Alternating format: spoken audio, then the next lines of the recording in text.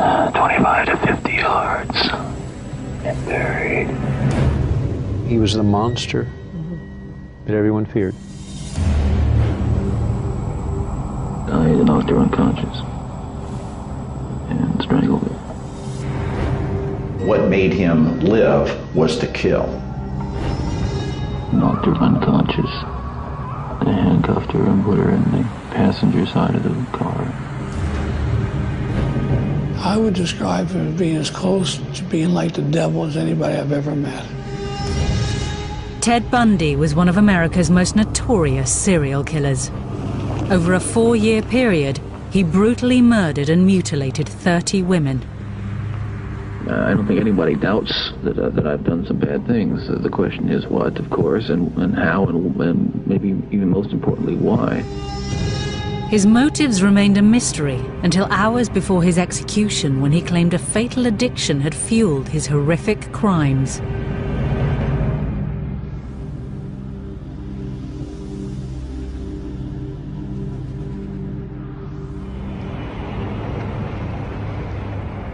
On January the 23rd, 1989, at Florida State Prison, journalists were being shut out of one of the biggest death row stories of the decade.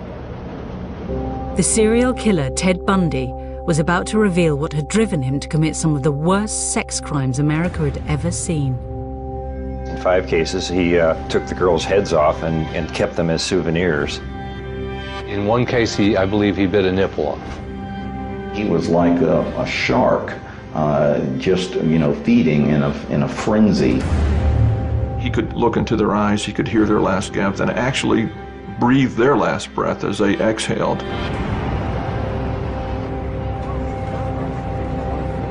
As journalists competed to get Bundy's final interview, he surprised everybody by agreeing to talk to one man only, Dr. James Dobson, a Christian evangelist who flew in especially for the interview. You really feel that hardcore pornography and the doorway to it, softcore pornography, is doing untold damage to other people and causing other women to be abused and killed the way you did others. Listen, I'm no social scientist, and I haven't done a survey. I mean, I don't pretend that I know what John Q. Citizen thinks about this. But I've lived in prison for a long time now. And I've met a lot of men who were motivated to commit violence just like me. And without exception, every one of them was deeply involved in pornography, without question, without exception, deeply influenced and consumed by an addiction to pornography. As Dobson saw it, this interview contained a powerful message, one that was central to the Christian evangelical movement, and which fanned the flames of the debate about the role of hardcore pornography in violent sexual crimes. The interview was given to every broadcaster in America on one condition, that they play it unedited from start to finish. But had porn really been responsible for turning a seemingly all-American boy into a monster? He told Dobson what he wanted to hear, that it was hardcore pornography, violent, hardcore pornography, that led him astray. And that's something that I will not allow my industry to take the blame for. I knew what he said was true. Common sense tells you that that type of hardcore material is destructive for young people especially, and it breeds disrespect and violence against women. The interview started a debate that led all the way to the White House, and an investigation into what drove Bundy that would open a chamber of horrors. He wanted to possess them as if he would possess a Porsche or a potted plant. He was basically reconstructing who they physically were.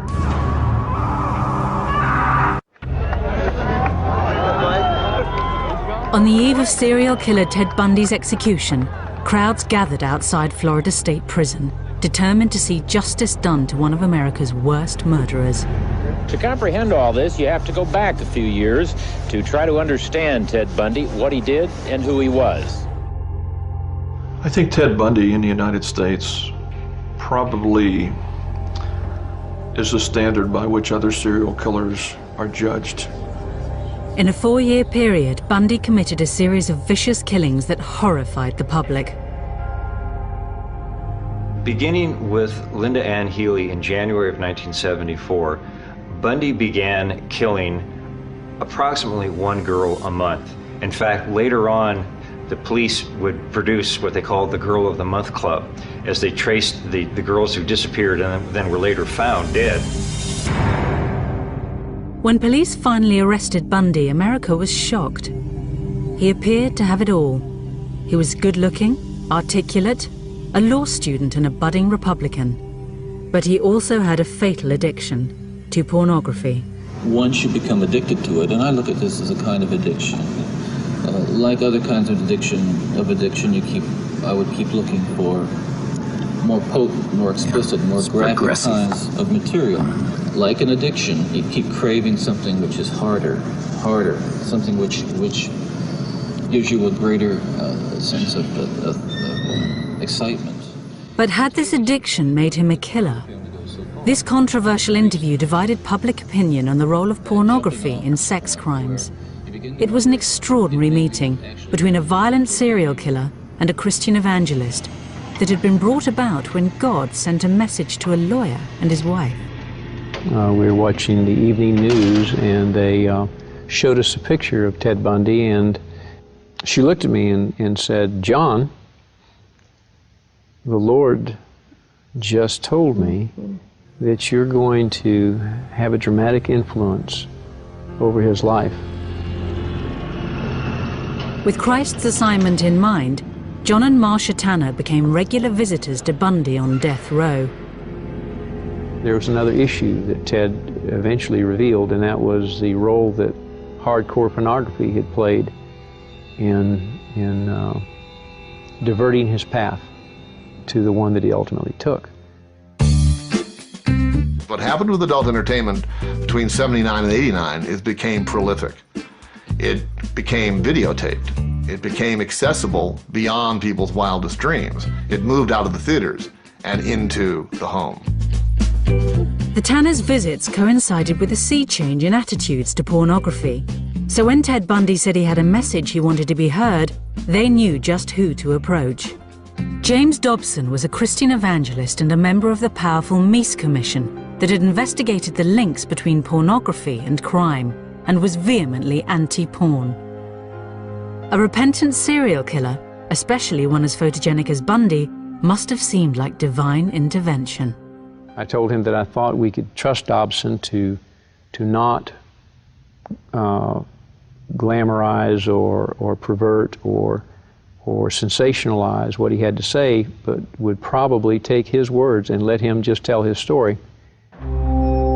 The interview was arranged for the eve of Bundy's execution and was greeted with skepticism by seasoned Bundy watchers. Dobson honed in on the pornography detail because that was his shtick. He was trying to have a war on pornography. He'd been part of a task force that he had helped get engineered through the federal government, and he wanted to use Ted Bundy as the poster child of why pornography is bad. In his 10 years on death row, Bundy had gained a reputation for being a cunning and manipulative interviewee. Dobson was entering the lion's den. With nothing to lose, this final taped interview seemed like the perfect opportunity to really find out what made Bundy the killer tick. First of all, you, as I understand it, were raised in what you consider to have been a healthy home. Absolutely. You were not physically abused, you were not sexually abused, you were not emotionally abused. No way. And that's part of the tragedy of this whole situation, is because I grew up in a wonderful home with two dedicated and loving parents and one of 5 brothers and sisters. In the clip, Ted talks about his childhood being loving and Christian, but at the time of his execution, a defense psychologist came up with a lot of material that suggested otherwise. It's hard to imagine the childhood Bundy described to Dobson producing a brutal serial killer. But he failed to mention something specific about his early years that others believe haunted him throughout his life. The question of Ted's illegitimacy has been sort of the topic A in all the efforts to try to figure out what was really going on inside his head. And I think it preoccupied him as well. What he'd neglected to mention was his birth in November 1946 in a home for unwed mothers in Burlington, Vermont. His mother, Louise Cowell, had gone there from Philadelphia to have Ted. She later told the story that Ted's father was a World War II veteran who had romanced her and compromised her and then abandoned her. In the course of our investigation, we interviewed a lot of people, including some of his family. One member of his family, I believe his aunt, told us that there had been suspicion that in fact his grandfather was also his father. But we were not able to prove that that was the case. To avoid the shame and stigma of illegitimacy, Bundy's mother passed him off as a baby brother. Later, she moved to Tacoma, Washington, where she met and married Ted's stepfather. How nuts would you be if you were pretending to be a brother when you know it's your mother? He told me that he discovered it by going through his parents' papers, and that he said it came as a bit of a revelation to him. Now, I spoke with a boy that was a very close friend of Ted's, and I asked him if he had ever discussed the illegitimacy question with him, and he said yes. And the sense this fellow had was that Ted was deeply angry about it, that he was very hurt by it and he was upset by it. And when he tried to sort of say, well, Ted, Johnny loves you, you don't worry about this sort of thing, and he said, Ted's answer was, you're not the one who's illegitimate. The young Bundy also appeared to be acutely conscious of his family's lack of money. I remember him talking to me about how he was so mortified that his family drove these sensible, ugly Ramblers, the model of automobile, and that his family didn't have a lot of money, and how he was jealous and resentful of kids in school who had more things than he did. And it's a very early sign that Ted has this sort of narcissistic fixation on things and on possessions. And of course, possessions becomes a very key word later on in his life. As Bundy was growing up in the 50s, America was discovering sex. Back then, Hugh Hefner had just published Playboy, which, though tame by today's standards, provoked moral outrage. In this climate, Bundy claimed to Dobson he made a discovery that was at the very root of his motivation to kill. As young boys do, we explored the back roads and sideways and byways of our neighborhood, and oftentimes people would dump the garbage and whatever they were cleaning out of their house, and from time to time we'd come across pornographic books of a harder nature than more graphic, you might say, more explicit nature than we would encounter, let's say, in your local grocery store. And this also included such things as, let's say, detective magazines and more hard... Those that involve violence. Yes. Ted tells Reverend Dobson that when he was a young boy that he found pornography, as he called it, outside the house. It's things he saw in grocery stores and things he found rummaging through people's garbage, which he said was a little bit more hardcore than what was available in the grocery stores. Well, I grew up in exactly the same town as Ted and went into the same kinds of grocery stores that he went into, and there wasn't anything like that on the store's shelves in those days. Playboy had barely been invented. At the time, I thought he was talking about, well, the magazine du jour, Playboy, and some others, but he told me the ones that he found most interesting and compelling were the detective magazines. With their lurid depictions of women in peril, it was violence, not sex, that became the real moral panic of the 50s. The EC comics were extremely graphic to a point that there was always some form of female terrorization. Erotic terror, I guess is what you would call it. It unlocked the zipper of an awful lot of minds, of children and eventually teenagers, until they were banned. Those magazines typically had bondage as the theme of their covers. It would be a woman with handcuffs, or she'd be gagged or something like that, and she would be threatened, mortally threatened on the cover of this magazine, perhaps with some weapon or something. Bullets ripping through people, limbs being hacked off, blood splattering, but constant terror in the look of these beautiful women in lingerie.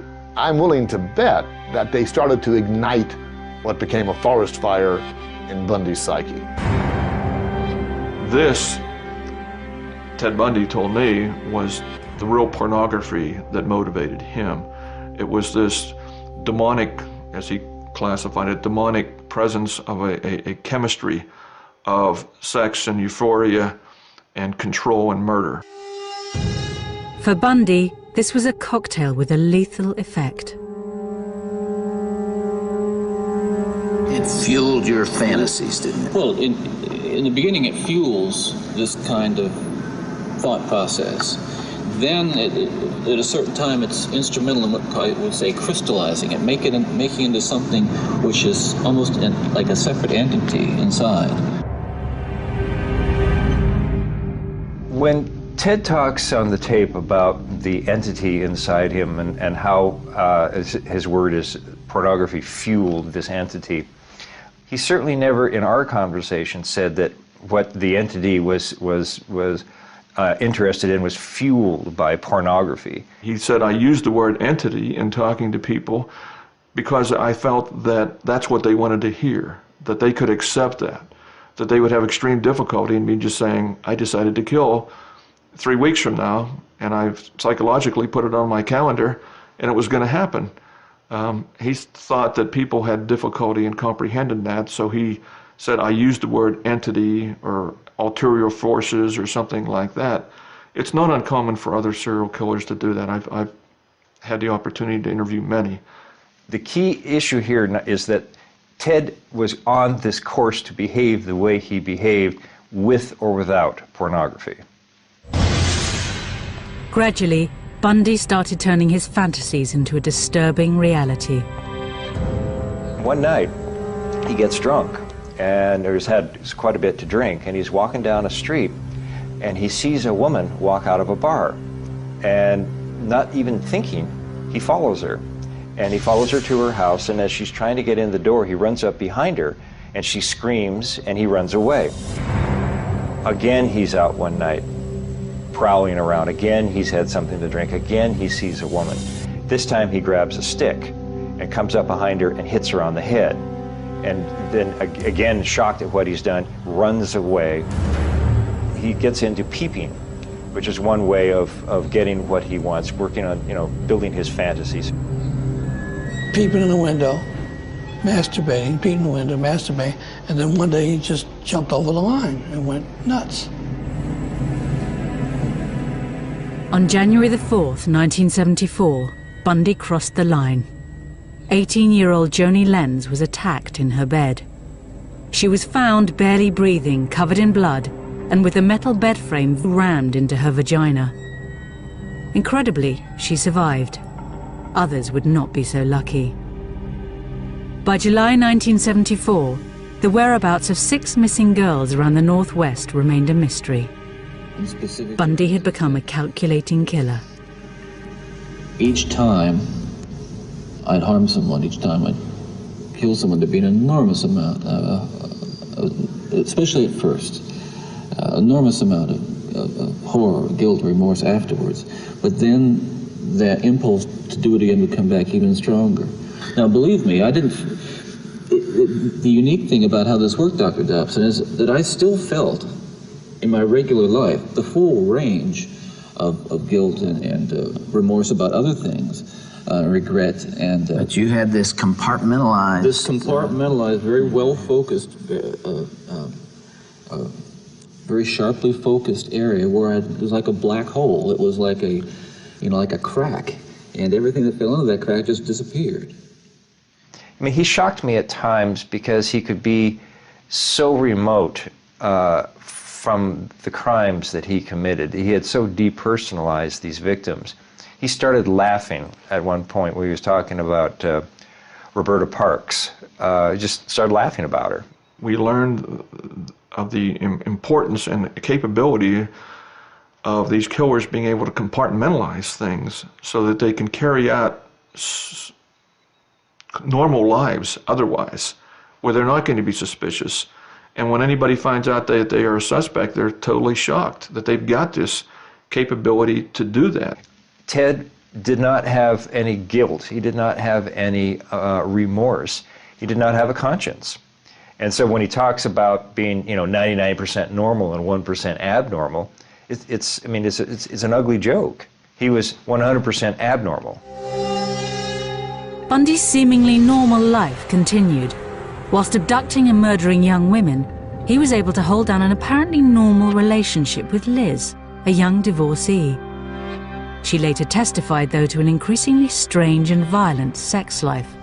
Liz reported a lot of, unusual behavior. Ted examining her body with a flashlight at one point, him wanting to tie her up. I think she found some pantyhose in his, among his clothes at one point. She once found a big bag or box of keys to all sorts of. She had no idea where all these keys were from, but they probably came from Ted's nocturnal wanderings. She would remember later on him telling her that he had thought about killing her at one point. She would remember to the police that he tied her up on a couple of occasions, so they had bondage sex. Bundy started to enjoy the power he had over his victims.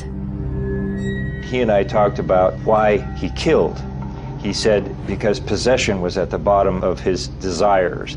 He wanted to possess them, he said, as if he would possess a Porsche or a potted plant. And a memorable quote from Ted that to an FBI agent was, if you have enough time, you can do anything you want to them. In the detective magazines, it seemed Bundy had found the perfect inspiration for his crimes. He reconstructed those magazine covers. Some of the victims were found with their hair styled in different ways than they normally would, or different clothing or different makeup on. He often, after striking and rendering the girl unconscious, would molest them and strangle them simultaneously. And he enjoyed that quite a bit. Bundy's killings continued across the Midwest until his luck ran out, and he was arrested over a failed abduction in Utah. Police raided his apartment, but what they found there and at later locations wasn't exactly hardcore. When we searched his apartment, we didn't really find pornography as such, but what we did come up with in his possession were junior majorette magazines. That's, of course, the young girls in their majorette uniforms. I think that was his form of pornography more than anything. It was just seeing these vulnerable little girls. Bundy was sentenced to 15 years for the kidnapping, but remarkably he escaped and was soon on the run and headed for his most barbaric killing spree yet. This was a vicious animal who was foaming at the mouth when he was inside that house. To the waiting crowds outside Florida State Prison, one of America's most prolific serial killers had become a demon in human form. If anybody deserves to burn, he deserves to burn.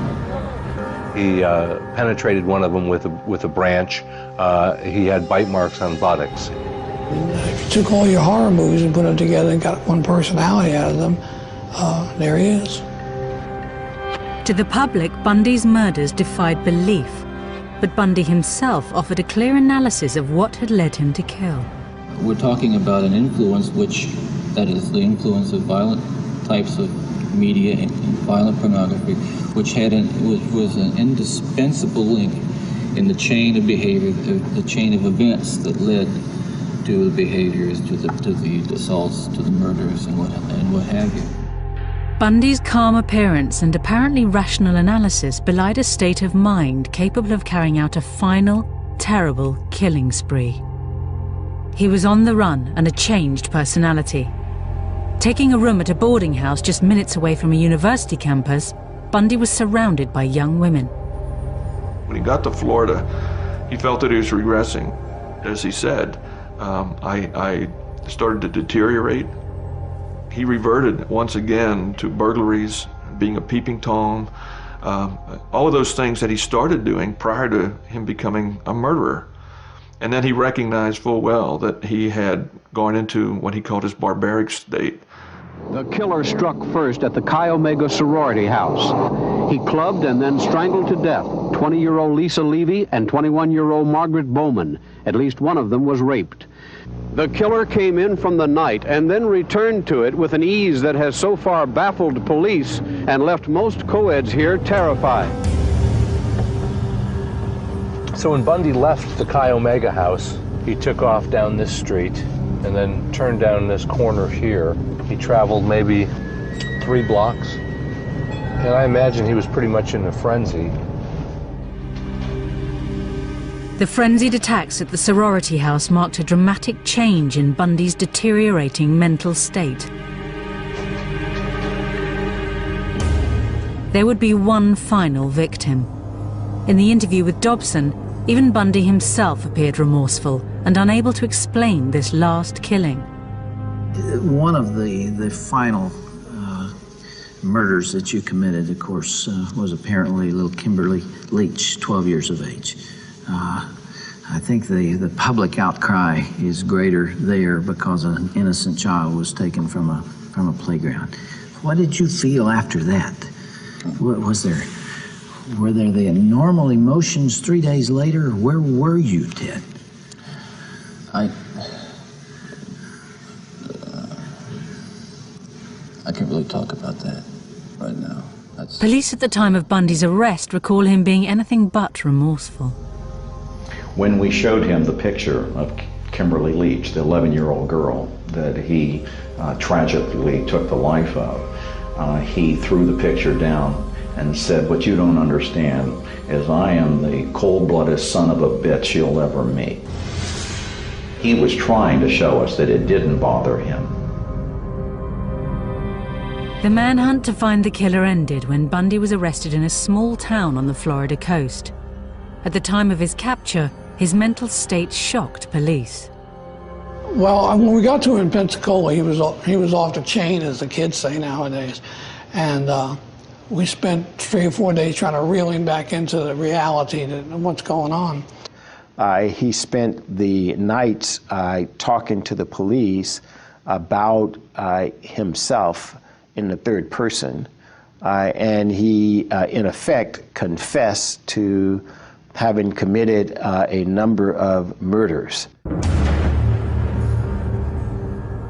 The killer that had left a trail of bodies across America had come out of the shadows, but he wasn't going down without a fight. What do we have here, Ken? Let's see. Oh, it's an indictment, all right. Why don't you read it to me? You're up for election, aren't you? Mr. Bundy? You got it, didn't you? Mr. Bundy? You told him that you were going to get me. He said he was going to get me, okay? You've got the indictment. It's all you're going to get. Protesting his innocence, he was going to lead his own defense. The public would have to prepare themselves for a new Bundy. Ted, the showman. Good afternoon, citizens. My name is Ted Bundy, and I'm a defendant in the case, and I'm just here to introduce myself. Bundy's trials were among the first to be televised, and his notoriety turned them into a media circus. The ego, narcissism, and outright arrogance of the serial killer were on open display and created a figure of grotesque fascination. I think the people in Florida, both the public and the prosecutors in the case, and the judges probably also, were fascinated by the enormity of what they thought he had done, and the fact that he could have been the person next door.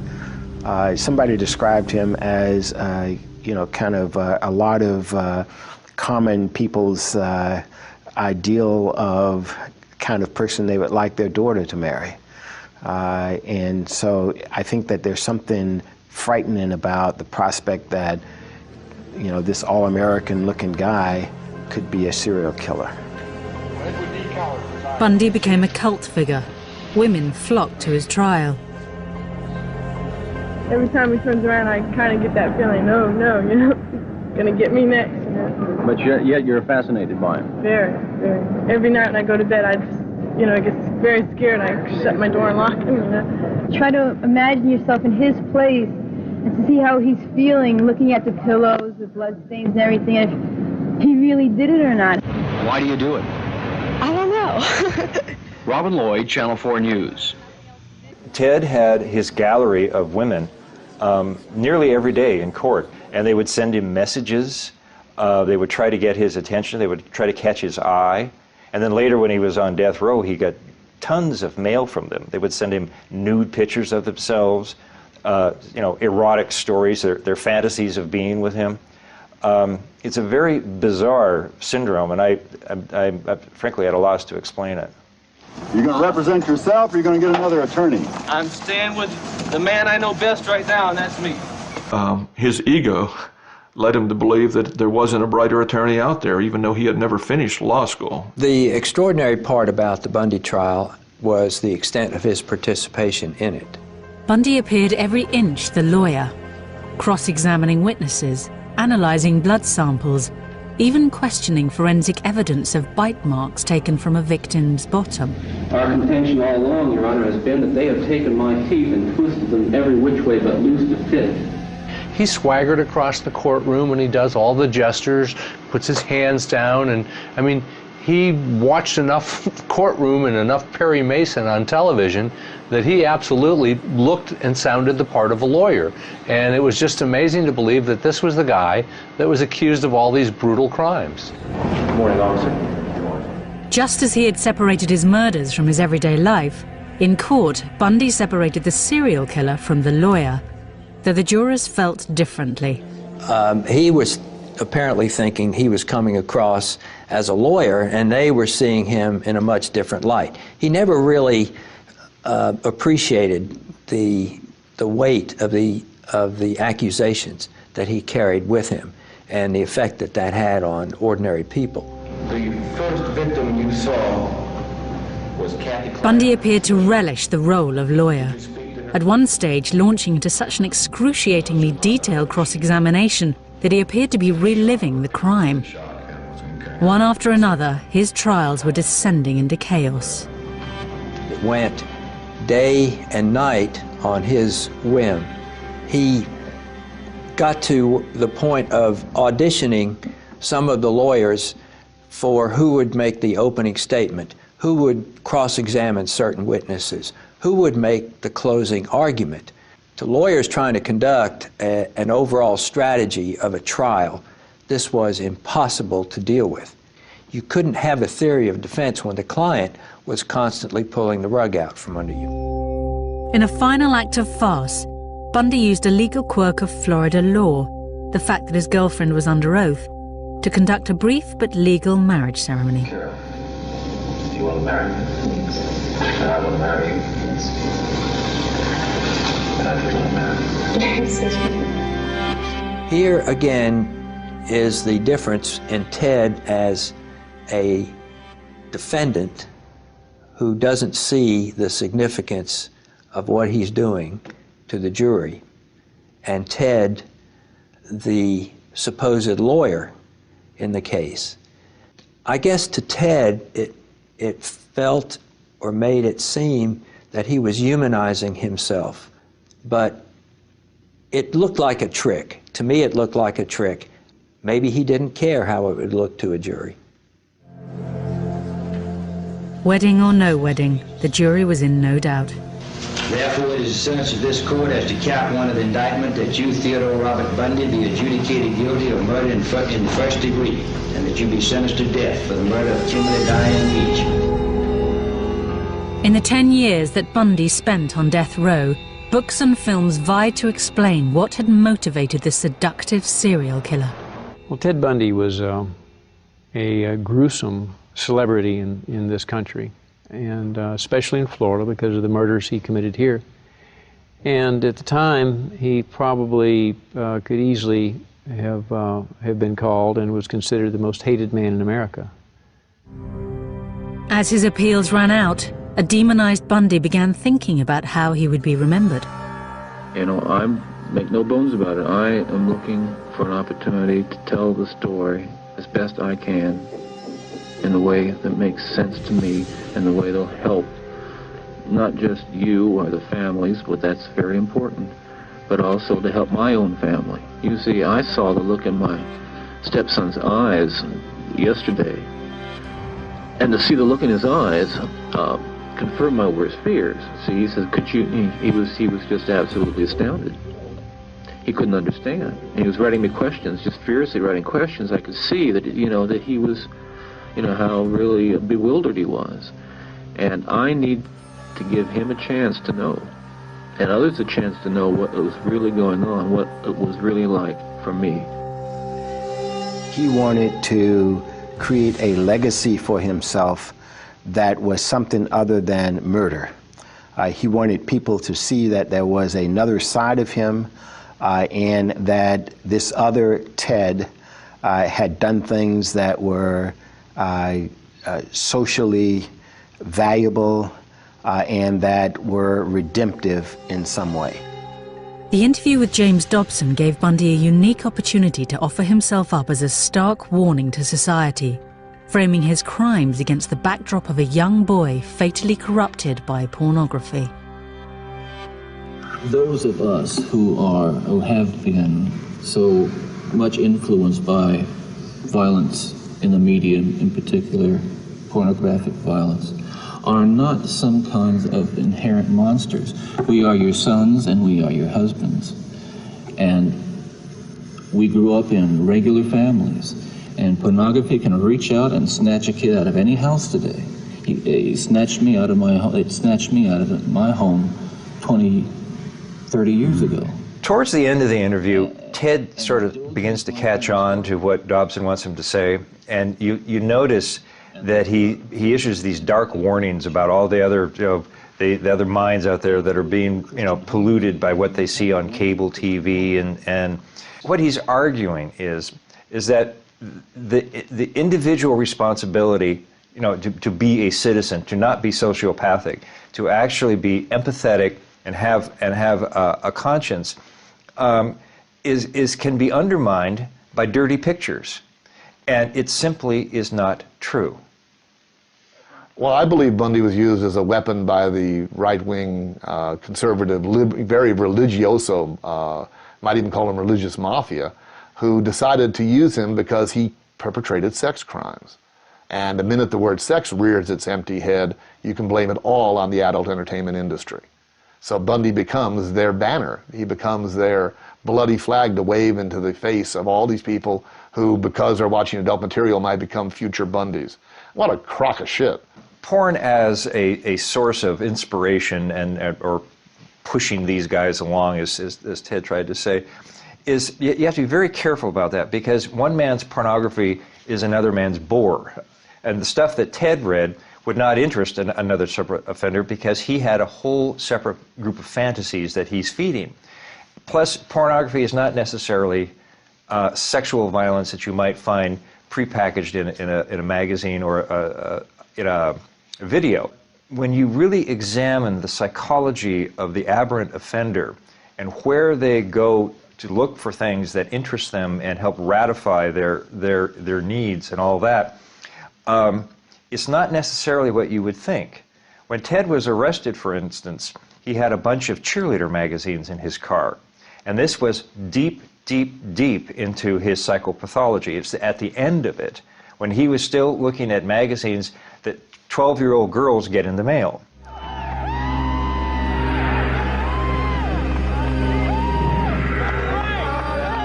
Guilty and awaiting execution, the true scale of Bundy's atrocities became apparent. He was confessing to a murder on a tape recorder as he walked down the hall to the electric chair.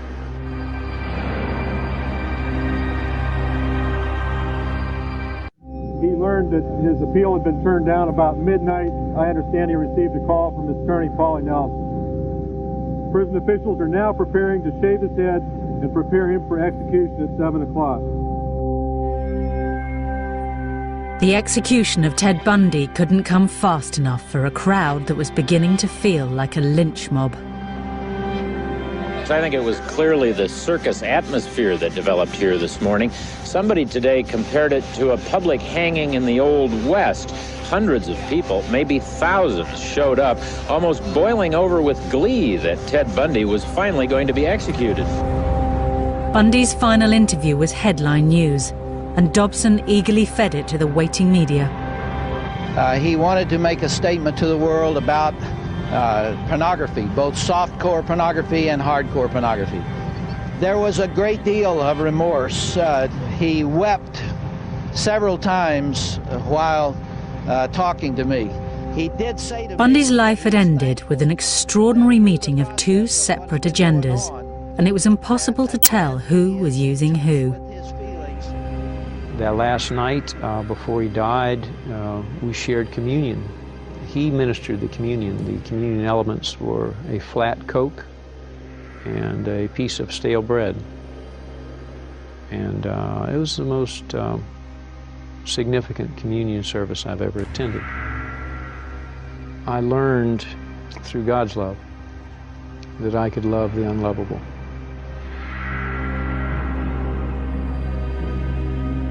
Bundy was suspected of having killed 30 women, but by the time police and FBI finished questioning him, that figure was closer to 100. Even in his final moments, he confessed to yet more killings. He was confessing to a murder on a tape recorder as he walked down the hall to the electric chair. I knocked her unconscious and strangled her and drug her into 10 yards into the small grove of trees that was there. Somewhere around 6:20 or 6:30, the lights in the prison went off, and that's the sign when they switched to the generator. At some point, they brought Ted in, and he was being supported by the guards. Sort of walked in. And his knees just buckled. I mean, the guards had to hold him up. And then he sort of got his composure back a little bit right after that, and he sat down. They then began to prepare him for the execution, strapping him in. And he looked at everybody in the room, one by one, went through everybody's eyes, trying to see who he knew or who he remembered. And the only person he smiled at was the prosecutor, and it was kind of, hi. And then they put the headgear on, put the mask over his face, and executed him. And you see the body tense up like that, and then it sort of loosens up. And then after a little while, it'll tense up again when they hit him with the second jolt of electricity. There is a smell of burning flesh in the room, and just a light wisp of smoke from the leg, as I recall. He's gone! He's gone! He's gone! Yeah! He's gone!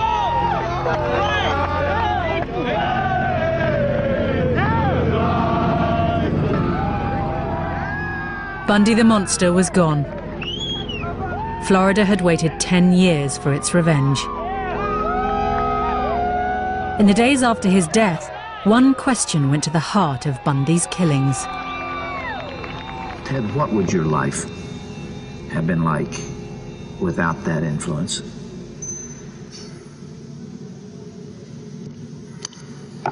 You can only speculate. Yeah.